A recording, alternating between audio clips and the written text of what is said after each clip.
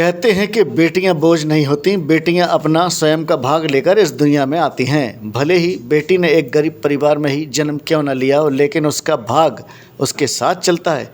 जिस गरीब परिवार में रोज़ मेहनत मजदूरी कर परिवार का भरण पोषण करना मुश्किल हो रहा हो और साथ ही ऐसे में बेटी शादी लायक हो गई हो, तो आप कल्पना कीजिए कि उस परिवार पर क्या बीतती होगी।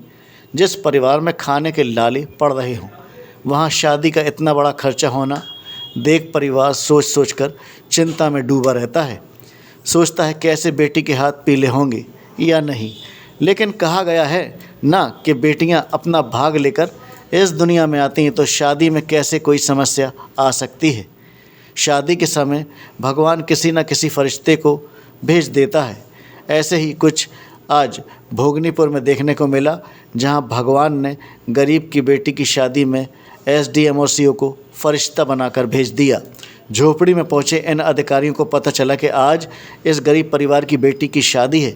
परिवार बेहद ही गरीब है, तो आनन फानन में इन दोनों अधिकारियों ने गरीब की बेटी की शादी पर दान दहेज का सामान भेंट कर दिया। साथ ही आर्थिक मदद देकर धूमधाम से गरीब की बेटी की शादी कराई। इस तरह इन अधिकारियों की मदद पाकर इस गरीब परिवार में खुशी का ठिकाना नहीं है। वहीं ऐसे में यह गरीब परिवार इन अधिकारियों को दुआएं देते नजर आ रहे हैं। क्या नाम है आपका? रेखा देवी। रेखा देवी, आज क्या है कार्यक्रम आपके यहाँ? आज हमारी लड़की को शादी थी, तो कल बांटने साहब आए थे, सीओ साहब और डीएम साहब है।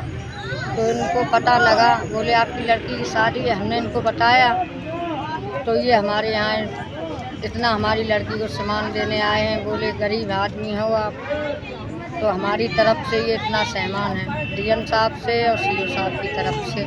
गरीब की झोपड़ी में आए, इतनी गरीब की इज्जत रख ली, वो भी मांगती है। तो अब जैसे आप इतनी मदद की है, अब आपको क्या लग रहा है, किस तरीके से खुशी इजहार कर रही हैं आप? अब हमको तो बहुत खुशी हो रही, साहब हमारी झोपड़ी में पधारे हैं। बहुत ज़्यादा खुशी हो रही कि ऐसे कभी भी माहौल नहीं हुआ है। कोई भी मतलब आया है अधिकारी, उनके सामने शादी आदि नहीं हुई, लेकिन इतनी किस्मत सही थी हमारी, जो हमारी लड़की की शादी इनके सामने हो रही है।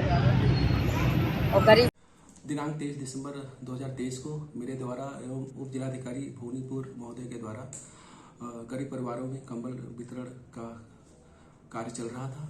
उसी दौरान भोगनीपुर में सड़क के किनारे झोपड़ी में रहने वाले परिवारों को भी जब हम लोग कंबल वितरण कर रहे थे, तो वही आसपास लोगों ने बताया था कि इसी परिवार में से एक दशरथ और रेखा की पुत्री सपना की शादी 24 दिसंबर को होनी है। जब उस परिवार से संपर्क किया गया तो पता चला कि परिवार बेहद ही गरीब है और शादी में अच्छे से व्यवस्था वो लोग नहीं कर पा रहे हैं, आर्थिक अभाव के कारण। तो हमने और उप जिलाधिकारी महोदय ने सुनिश्चित किया कि जन सहयोग से और अपने कार्यालय में कार्य करने वाले लोगों से सहयोग प्राप्त करके इनकी मदद की जा सकती है।